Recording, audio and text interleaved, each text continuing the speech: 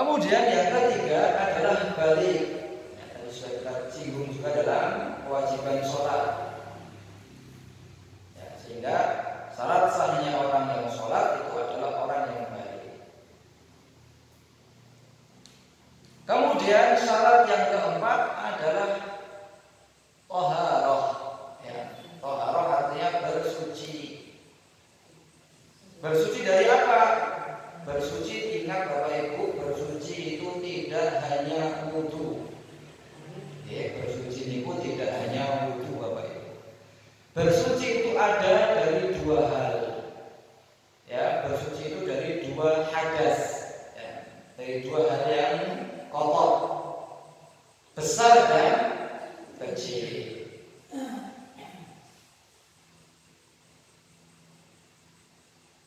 Sebagaimana sabda Rasulullah sallallahu alaihi wasallam, la yaqbalullahu sholatan bighairi tahurin. Ya, tidak diterima ya salat seseorang tanpa bersuci. Bersuci dari hadas kecil berarti artinya dari najis-najis yang kotor saja. Dari najis-najis kecil saja. Sehingga kewajibannya cukup kita ganti dengan berwudu. Adapun hadas yang besar, ya maka harus kita lakukan mandi besar sebelum melakukan ibadah sholat tersebut. Itulah dua dari toharoh, ya, bersuci dari hadas besar maupun hadas kecil. Kemudian yang kelima, syarat sholat yang kelima adalah tentu masuk waktu sholat. Nah, ini penting diperhatikan Bapak Ibu. Ya, masuk waktu sholat yang telah ditetapkan. Kenapa? Karena sholat itu sudah ada waktunya. Allah mengatakan dalam surat An-Nisa, inna sholata kanat 'alal mu'minina kitaban mawquta. Ya. Sholat itu adalah kewajiban yang di dalam syariat bagi orang-orang yang beriman waktunya sudah ditentukan. Ya, waktunya sudah Allah tetapkan. Juga berdasarkan hadis Rasulullah sallallahu alaihi wasallam, ketika ya, malaikat Jibril alaihissalam itu mengimani Nabi Shallallahu Alaihi Wasallam dalam sholat 5 waktu. Di antara tata cara sholat yang didapat oleh Nabi Shallallahu Alaihi Wasallam ada diajarkan oleh malaikat Jibril. Kemudian malaikat Jibril berkata kepada Rasulullah SAW, "Ma baina hadaini waqtaini waqtun." Ya, Jibril mengatakan mengajarkan sholat kepada Nabi, malaikat Jibril mengatakan, Ma baina hadzal waqtain, ya di antara dua waktu ini itu ada waktu lagi. Ya, waktu yang terletak di antara kedua waktu sholat itu ada waktu. Artinya ada waktu yang diperbolehkan untuk sholat. Sehingga waktu sholat yang ditetapkan di kalimat yang dilafazkan oleh malaikat Jibril berarti menunjukkan bahwa saya sholat itu ada waktu-waktunya. Waktu yang sudah ditetapkan. Sehingga tidak sah bagi orang yang mau melakukan kewajiban sholat, dia melakukan sholat sebelum masuknya waktu sholat. Kecuali tentu Bapak Ibu, ya, karena ada uzur, tidak sah juga sesudahnya kecuali ada ya, sholat itu ada waktunya dan ada batasnya. Waktu untuk mulai dan waktu berakhir.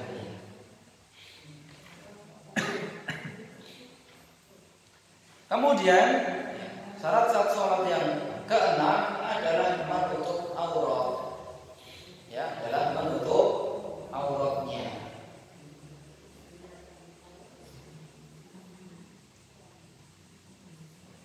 Dasarnya adalah dalam Al-Quran Allah sebutkan, ya bani Adam khudhu zinatakum inda kulli sholatin. Wahai anak Adam, khudhu zinatakum, pakailah pakaian kalian yang indah inda kulli masjidin. Inda kulli masjidin. Ya. Ketika apa? Ketika setiap kita mau memasuki masjid, artinya untuk melakukan sholat.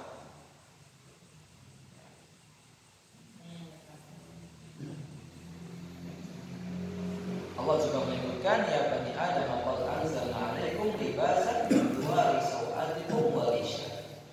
Wahai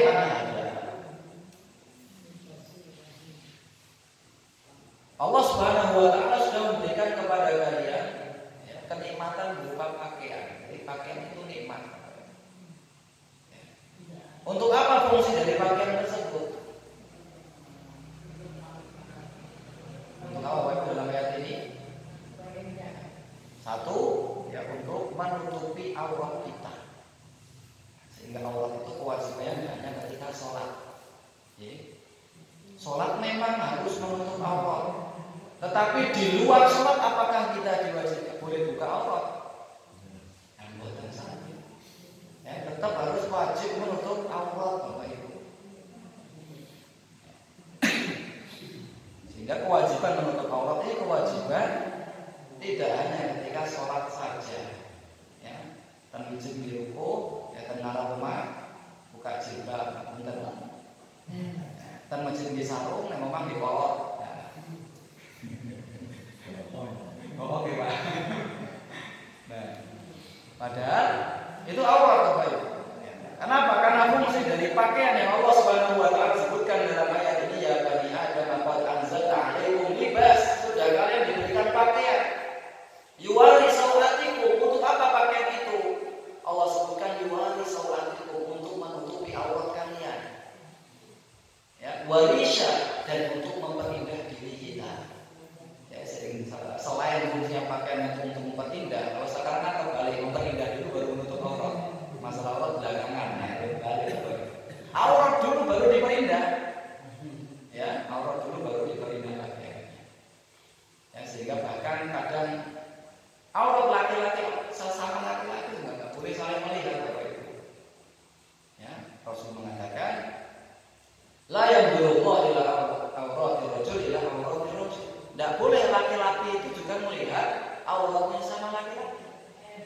Ya.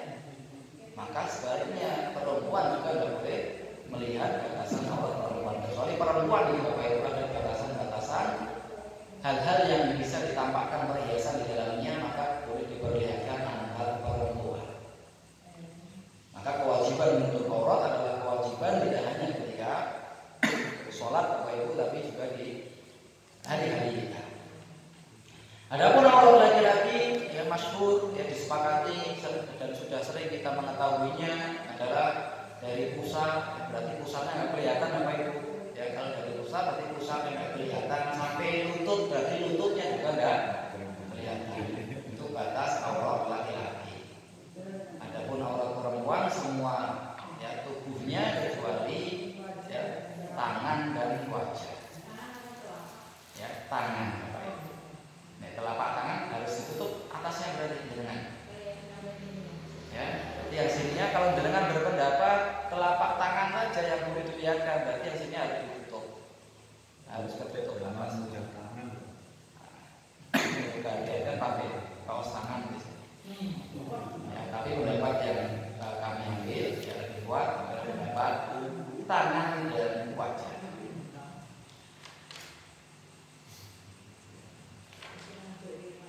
Kemudian disebutkan di sini aurat laki-laki dewasa adalah bagian tubuh antara lutut dengan pusar. Rasul mengatakan tidak sholaita fi thawbin wahidin, bila kalian sholat itu dengan satu lembar kain. Fa in kana wasi'an, jika kain itu lebar, faltahif bihi, maka berselimutlah dengannya, yang menutupi aurat. Wa in kana dhayyiqan, tapi kalau kainnya itu cuma punya kain yang sempit, fattazir bihi, maka bersarunglah dengannya. Jadi kalau punya kain lebar, maka kita diperintahkan untuk mengerupi semuanya. Artinya badan tutup seperti berselimut. Tapi keadaan ini sudah berlaku sekarang. Kita nggak punya pakaian, ya semuanya minimal punya sarung, minimal pakai minimal ada batiknya, ya, tidak ada berapa. Kalau tidak mampu, misal tidak mampu kayaknya cuma sedikit, Rasul mengatakan fattazil bihi, maka sholatlah dengan cara bersarung. Ya, orang bersarung itu berarti ketutupan pusar sampai lututnya. Sehingga yang lebih utama adalah menutupi pundak bagian itu Bapak Ibu. Walaupun kalau dibilang sah, iya sah. Ya, tapi jangan dicoba ya Pak. Supir lagi di sholat usulan kok jadi sah.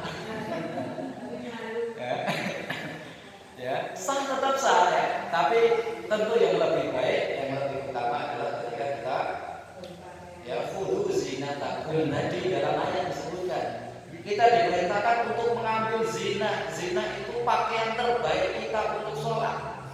Bagaimana pakaian terbaik? Ya pakaian terbaik itu ukurannya dengan adat istiadat di masyarakat kita.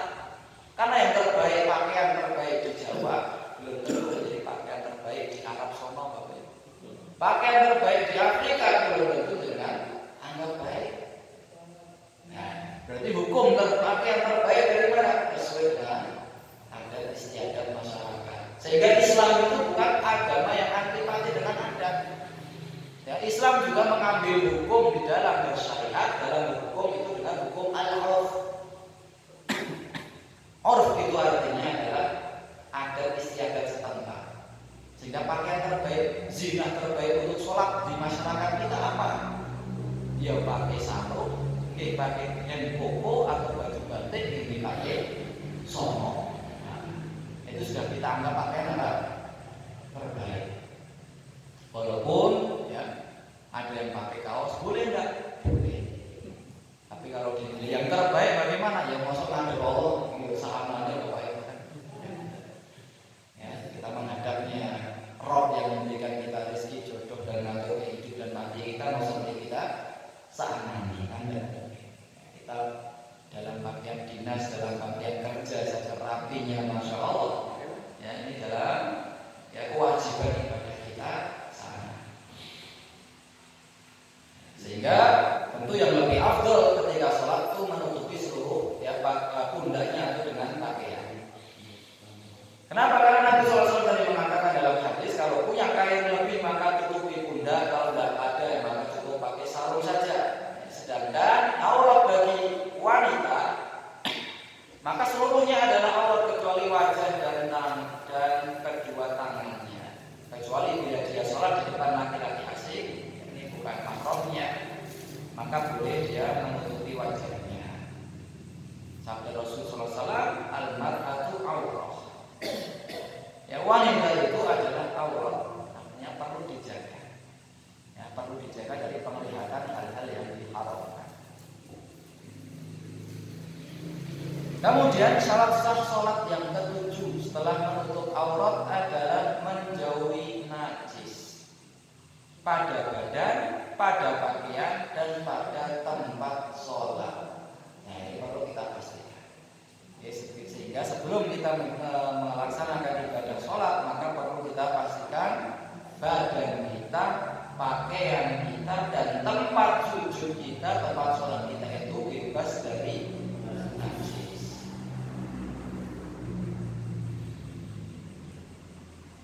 Rasul mengatakan, Allah Subhanahu wa taala berfirman yang pertama, wa thiyabaka fatahhir, dan bersihkanlah pakaianmu dalam surat Al-Mudaththir.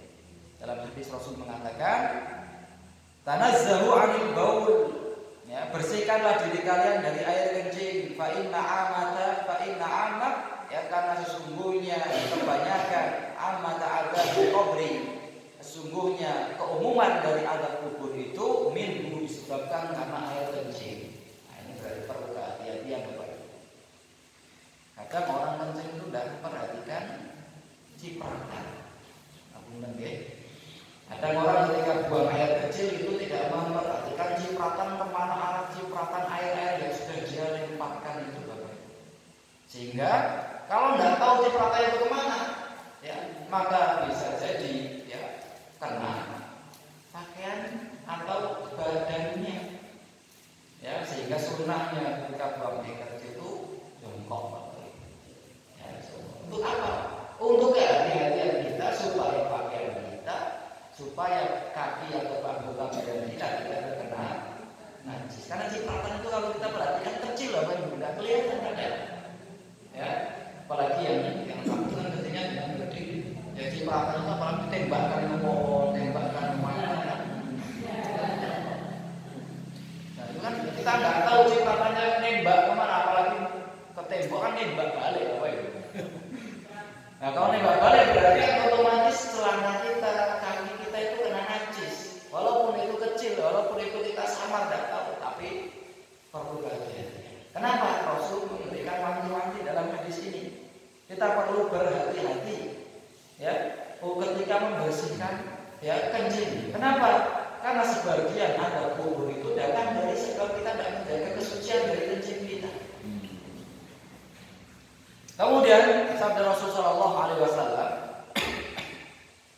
dalam hadis yang dari Asma binti Abu Bakar tentang darah haid yang mengenai pakaian, Rasul mengatakan, "Takhutuhu tsumma taqsuruhu bil ma." Ketika orang mau sholat maka hendaklah dia ya takhutuhu itu ataupun dikerik, dibersihkan. Tsumma taqrusuhu, kemudian dikucek dengan air, dibilas dengan air. Tsumma tandahuhu, kemudian dibilas. Jadi ini tahapan untuk membersihkan darah haid. Artinya benar-benar dipastikan ya darah haid yang itu adalah najis itu hilang. Ya. Tsumma tusalli fihi, kemudian kalau sudah dipastikan bersih, dikerik, dikucek, dibilas, ya, maka baru tusalli fihi, kita boleh menggunakan ya pakaian tersebut. Maka dahulu ya Rasul Shallallahu Alaihi Wasallam juga pernah memerintahkan kepada para sahabat ketika ada Arab Badui, Bapak Ibu, tiba-tiba masuk masjid dan buang air kencing. Nah, sering dengar kisahnya ya Bapak Ibu. Arab Badui ini nama orang pedalaman, kayak wong desa. Desanya bukan desa seperti kita. Orang Arab Badui itu hidupnya di gunung-gunung, jadi di Arab itu padang pasir, dan padang pasir itu masih ada gunung-gunung batunya. Ya. Di situ Arab Badui itu tinggal dan jauh dari ya pemukiman sebagian besar masyarakat. Nah, maka dikenal dengan Badui, ya, orang yang pedalaman. Maka dia tidak memahami kode etik masyarakat karena jarang bergaul dengan masyarakat. Walaupun saat ini sudah sangat sedikit ya Arab Badui, ya, sebadu-badunya Arab sekarang punya mobil loh, ya, malah kaya loh. Kenapa? Di antara kebiasaan mereka itu mengembala unta. Ya, dahulu juga seperti itu, mereka mengembala unta, mengembala kambing, ya. Sehingga mereka jarang interaksi, cara berkomunikasi juga berbeda, wataknya, logatnya itu beda. Sehingga ketika ada Arab Badui masuk masjid, kencing, ya, ketika itu sahabat atau emosi masjid loh, Bapak Ibu, dibuat nipis, ya, dibuat buang air kecil. Maka tentu sahabat marah, ini orang tidak memahami tempat ibadah atau di mana. Tapi Rasul menahan para sahabat yang ketika itu. Kemudian Rasul mengatakan, ahriku ala baulihi sajlan minal ma. Ya, siramlah pada air kencingnya dengan ya setimba air. Artinya memastikan tempat masjid itu suci dengan air, dengan apa? Disiram dengan air tersebut. Sehingga ini yang perlu kita pastikan sebelum kita melaksanakan sholat. Pastikan badan kita, pakaian kita itu terkena najis, tidak terkena najis. Kemudian syarat yang ke-8 adalah menghadap kiblat bila mampu. Ya, menghadap kiblat bila mampu. Dalilnya ada satu dari Allah Subhanahu wa taala di dalam surat Al-Baqarah, "Fawalli wajhaka syatral masjidil haram." Fawalli, maka hadapkanlah wajhaka, wajahmu, syatra, pada sisi al-masjidil haram, pada sisi arah masjidil haram, yaitu Ka'bah. Sehingga ini ayat ini juga turun, ya, sebabnya karena dahulu ya kiblatnya umat Islam itu ke arah Baitul Maqdis. Ya, awal Islam ketika di Mekah itu masih ke arah, berarti ke arah utara. Ya, kiblatnya orang Mekah, orang Madinah, ketika di awal Islam itu masih ke arah utara atau ke arah Baitul Maqdis, Palestina, masih di Aqsa. Kemudian ketika sampainya Rasulullah SAW di kota Madinah, ya, di sana sudah banyak orang-orang Yahudi. Bahkan ada 3 suku Yahudi yang sudah menetap di Madinah. Dan di antara yang mereka lakukan adalah mereka beribadah dengan menghadap ke arah utara atau ke arah Baitul Maqdis. Sehingga di sini Rasulullah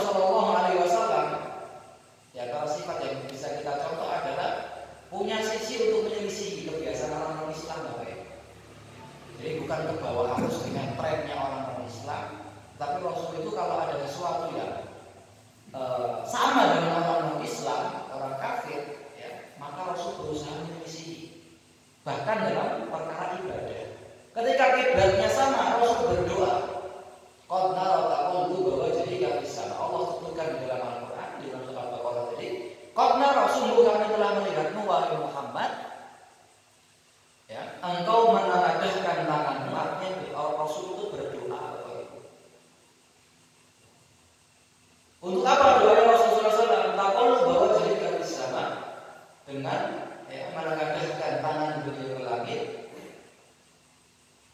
Kemudian doa beliau adalah minta agar kiblatnya umat Islam itu dipindahkan dari Baitul Maqdis menuju ke Makkah atau ke Masjidil Haram.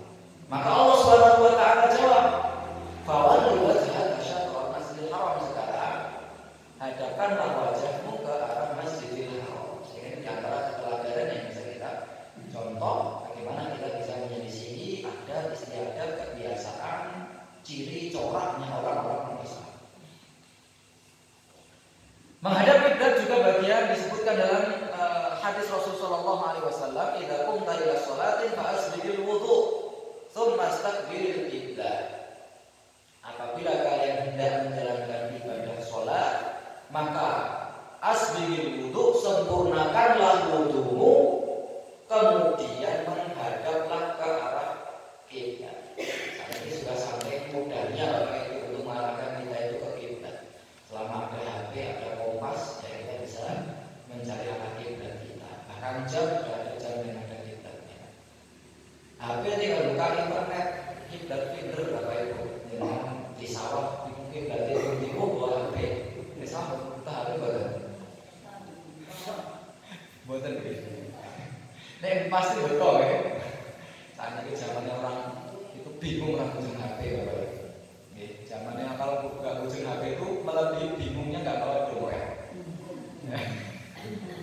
Karena orang satu genggaman sudah kemana-mana, bayar ya sebuah HP, semuanya sudah bayar.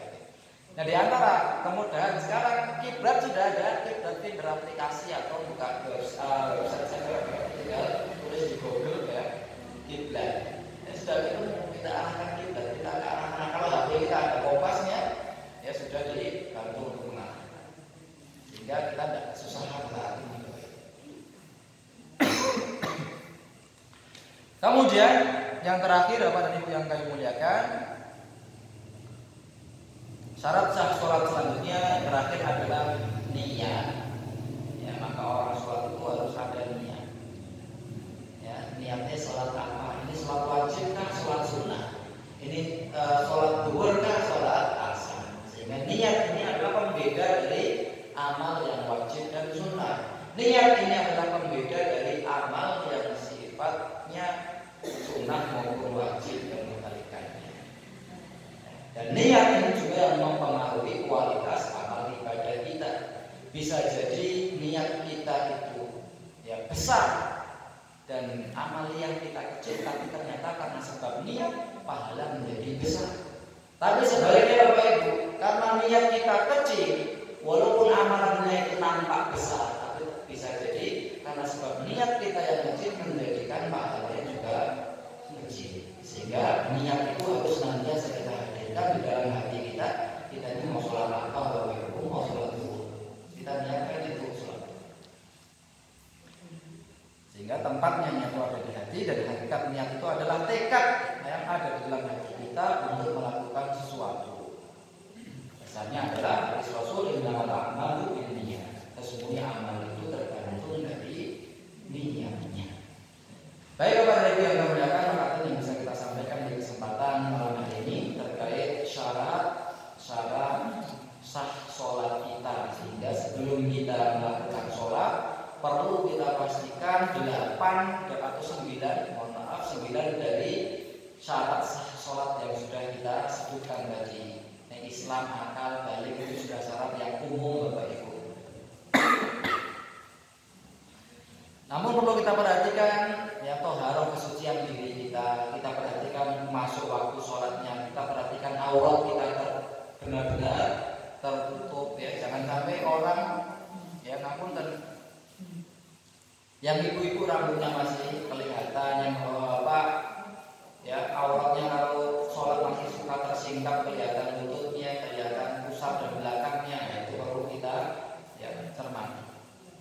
Kemudian menjauhi najis, menghadap kiblat dan menghadirkan niat di dalam sholat kita.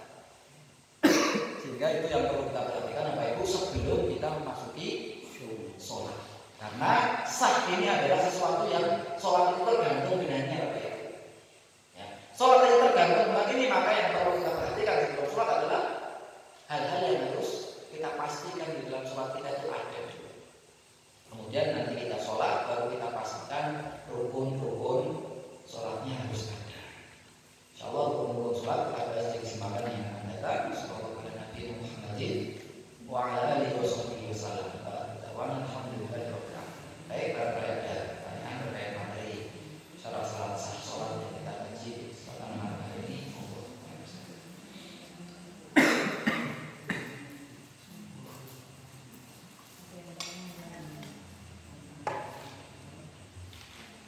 Seperti amal ibadah yang sering kita kerjakan, jadi sudah tinggal memantapkan ya Bapak Ibu.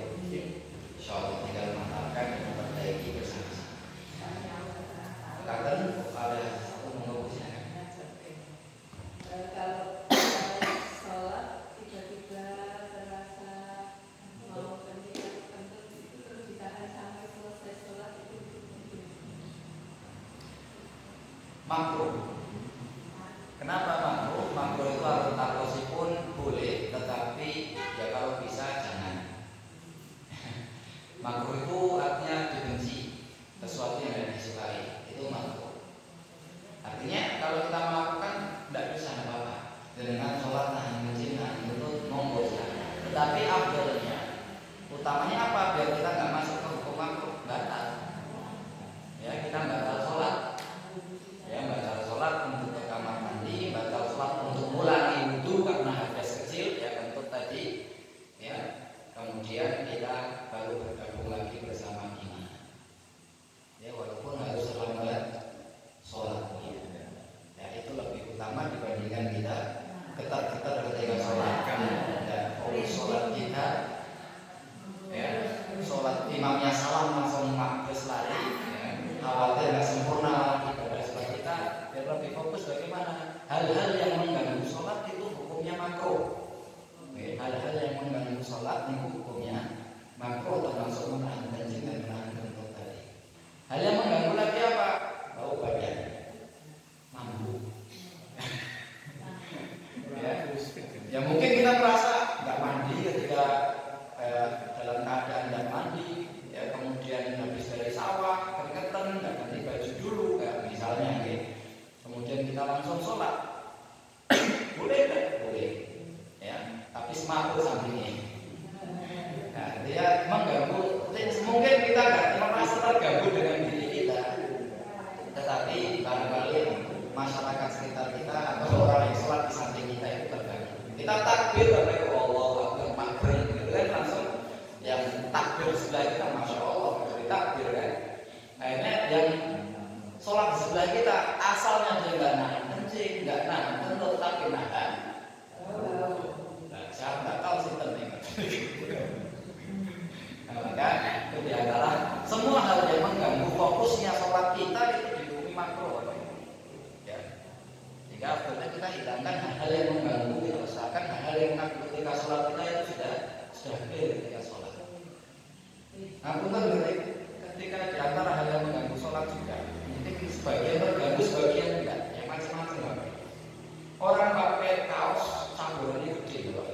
Nah, kita sholat di belakangnya. Allahu Akbar, nomor 3. Akhirnya nggak baca sholat malah moco. Apalagi kalau sablonannya koran itu dengan moco dari awal sampai akhir hatam nanti repot.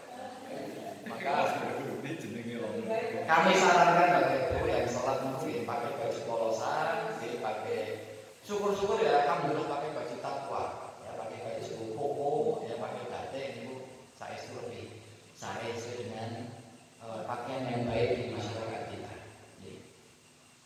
Sehingga hal-hal yang mengganggu tadi termasuk bagian dari yang makruh bisa kita tinggalkan. Perlu kita batal, boleh kita batal dan tidak dosa ketika kita batal sholat ketika merasa mau kentut, mau kencing itu tidak ada dosa. Bahkan kita jangan perlu khawatir karena kita ketinggalan rakaat, niat kita yang sudah tertulis untuk sempurna di awal rakaat sudah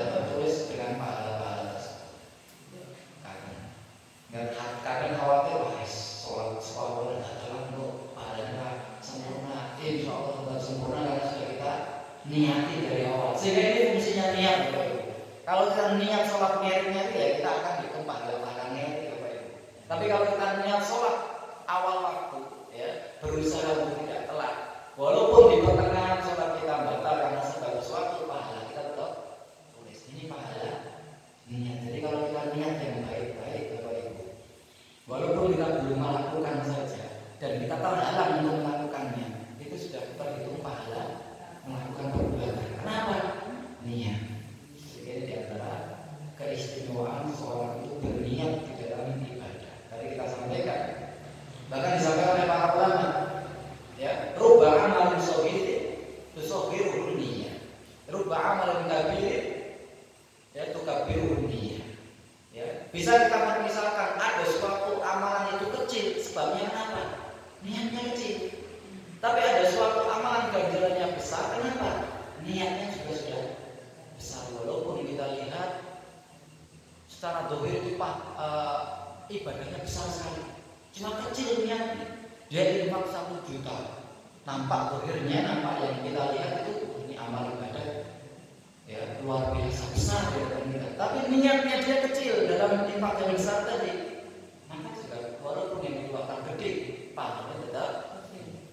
Dia nggak punya uang, Bapak Ibu, miskin, ya, dompet dari uang perjuangan, semuanya pahlawan semua di sini. Soekarno belum ada itu. Soekarno sama yang biru udah ada.